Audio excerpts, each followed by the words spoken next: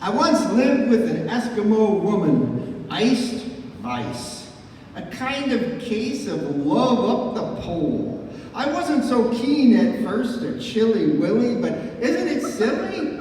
You've gotta be quick to get in the thaw. She was the sexiest Eskimo that I ever saw. She was ample, she was oily, quite a catch, what a dish. She was ever so capable and didn't smell so much of fish. We were close, nose to nose, where the cold wind never blows.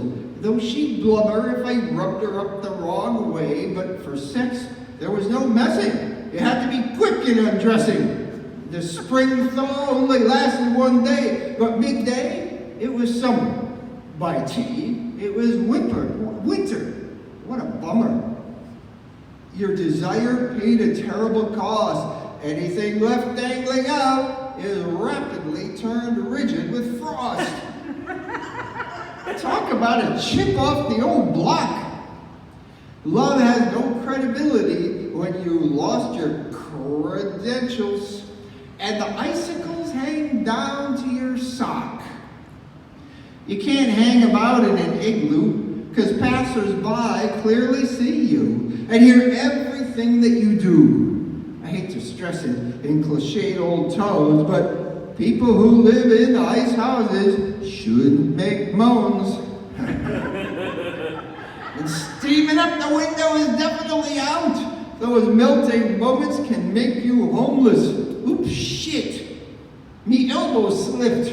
I went and knocked the block out. You could see right outside from within. Oh no, what a blow, said my sweet Eskimo.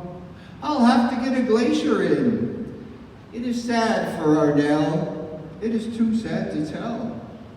So young and already a widow, her man went out in the middle of the night for a pee, you see. It's a bit of a pig, but they had an outside bog. In fact, the thing they lived in was an egg. And she became a widow when her husband went out, so to speak, into the garden for a leak. And when they found him, he was frozen to the marrow. Then off she sent me across a little open sea, and she lent me her little canoe. Don't stop in the cold if you tire. But out there it is cold. I just ignored what I've been told. And in the boat, I did try to light a fire, which just goes to show, good advice, you can't beat it. What a punk. I was sunk. Well, so you can't have your kayak and heat it. She never forgave me for that. In fact, she chucked me out flat. But one thing I learned while up there, and that is how to catch a polar bear.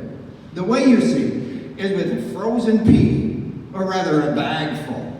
And then cut a hole, and don't hesitate, put the peas around the hole, then just wait. Eventually, he comes up for a pea, quickly up behind him, you have stole, and sharply you kick him in the ice hole. Thank you.